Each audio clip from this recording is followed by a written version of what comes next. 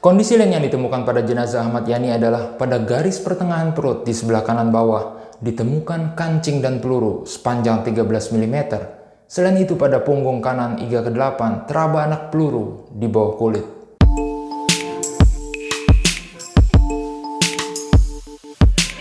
Halo sobat semua, saya Hamdi Farid. Selamat datang di Striking Moment, channel edutainment paling keren di seluruh Indonesia.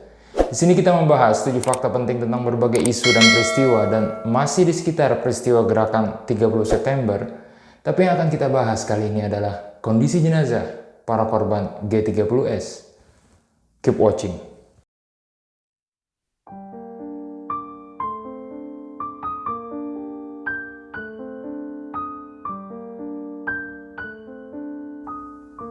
Apa yang diketahui oleh masyarakat umum mengenai kondisi jenazah para korban G30S bisa tergambar dalam film pengkhianatan G30S PKI.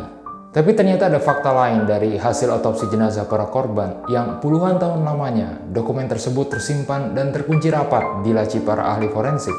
Namun majalah Intisari pada edisi September tahun 2009 mengungkap fakta tersembunyi itu dalam sebuah laporan berjudul Saksi Bisu dari Ruang Forensik. Tulisan itu membongkar fakta-fakta sebenarnya ketika otopsi korban G30S dilakukan. Cerita pencungkilan mata dan pemotongan alat vital yang sebelumnya sudah menjadi keyakinan umum dibantah oleh laporan tersebut.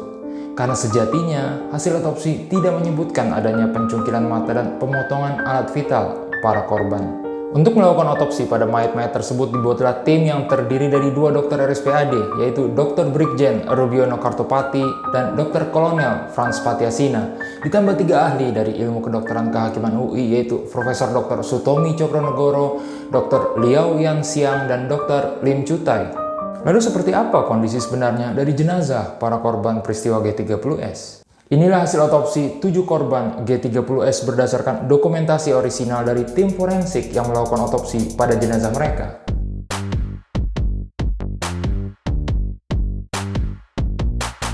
Sebelum kita mulai mengungkap hasil otopsi, saya ingin memberikan penjelasan mengenai istilah-istilah pada video ini.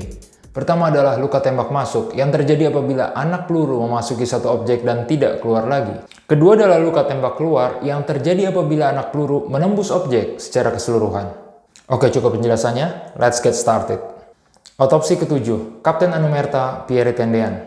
Pierre Andreas Tendean adalah ajudan Menko Hankam dan Kepala Staf Angkatan Bersenjata Jenderal Abdul Haris Nasution. Jenazah Tendean diidentifikasi oleh Perwira Kesehatan Direktorat Kesehatan Angkatan Darat CDM Amorogondo Utomo yang juga menjadi dokter pribadi Nasution. Pierre Tendean dikenali dari pakaian yang dikenakannya, gigi geligi, dan sebuah cincin logam dengan batu cincin berwarna biru. Pada jenazah Pierre Tendean, tim dokter menemukan luka tembak masuk pada 4 titik, yaitu 1 di leher belakang sebelah kiri, 2 di punggung bagian kanan, dan 1 lagi di pinggul sebelah kanan. Luka tembak keluar pada 2 titik di dada bagian kanan. Luka tidak teratur pada 3 titik, yaitu 1 di kepala kanan, 1 di tulang ubun-ubun kiri, dan 1 di puncak kepala. Kondisi lain yang ditemukan pada mayat Pierre Tendean adalah lecet di dahi dan pangkal 2 jari tangan kiri. Otopsi ke-6, Brigadir Jenderal Donald Isaac Panjaitan. DI Panjaitan merupakan Deputi 4 Menteri Panglima Angkatan Darat. Jenazah DI Panjaitan diidentifikasi oleh adiknya Chopar Panjaitan dan Samuel Panjaitan dan dikenali dari pakaian dinas yang dikenakannya serta cincin emas di tangan kiri yang bertuliskan DI Panjaitan. Pada jenazah DI Panjaitan, tim dokter menemukan luka tembak masuk di 4 titik, yaitu 1 di alis kanan, 1 di kepala atas kanan, 1 di kepala kanan belakang, dan 1 di kepala belakang kiri. 1 luka tembak keluar di pangkal telinga kiri. Kondisi lain yang ditemukan adalah luka iris di punggung tangan kiri. Namun, luka iris pada jenazah DI Panjaitan ini tidak dijelaskan apakah terjadi karena disilet atau karena senjata tajam lainnya. Otopsi ke-5, Brigadir Jenderal Sutoyo Siswomiharjo. Sutoyo adalah Auditor Jenderal Inspektur Kehakiman Angkatan Darat. Jenazah Sutoyo Siswomiharjo diidentifikasi oleh adiknya Dr. Hewan Sutopo. Brigjen Sutoyo dikenali dari kaki kanannya yang tidak beribu jari, pakaian yang dikenakannya, dan arloji merek Omega serta 2 cincin emas masing-masing bertuliskan SR dan SS. Pada jenazah Brigjen Sutoyo ditemukan luka tembak masuk di 3 titik, yaitu 2 di tungkai kanan bawah dan 1 di atas telinga kanan. Luka tembak keluar di 3 titik, yaitu 2 di betis kanan dan 1 di atas telinga kanan. Luka tidak teratur di 3 titik, yaitu 1 di dahi kiri, 1 di pelipis kiri, 1 di tulang ubun-ubun kiri, dan dahi kiri tengkorak mengalami kondisi remuk. Dan adanya penganiayaan benda tumpul pada 4 jari kanan. Sutoyo bisa jadi mengalami penganiayaan yang berat karena tengkorak dahinya ditemukan dalam keadaan remuk. Oh ya sobat, Anda juga bisa memahami lebih jelas siapa dalang G30S dalam video ini. Jangan lupa ditonton dan tonton sampai habis. Otopsi keempat, Mayor Jenderal Siswondo Parman. S. Parman merupakan asisten 1 Menteri Panglima Angkatan Darat. Jenazah S. Parman diidentifikasi oleh Dr. Kolonel CDM Abdullah Hasan. Selain kartu tanda anggota Angkatan Darat dan surat izin mengemudi serta foto di dalam dompetnya, cincin kawin yang bertuliskan SPM juga menjadi salah satu penanda jenazah Maijen S. Parman. Pada jenazah S. Parman ditemukan luka tembak masuk di 5 titik, yaitu 1 di dahi kanan, 1 di tepi lekuk mata kanan, 1 di kelopak atas mata kiri, 1 di pantat kiri, dan 1 di paha kanan depan. Luka tembak keluar di 3 titik, yaitu 1 di tulang ubun-ubun kiri, 1 di perut kiri, dan 1 di paha kanan belakang. Luka tidak teratur di 5 titik, yaitu 2 di belakang daun telinga kiri, 1 di kepala belakang, 1 di tungkai kiri bawah bagian luar, dan 1 di tulang kering kiri. Ditemukan juga kondisi akibat kekerasan benda tumpul di 2 titik, yaitu 1 di tulang rahang atas dan 1 di tulang rahang bawah.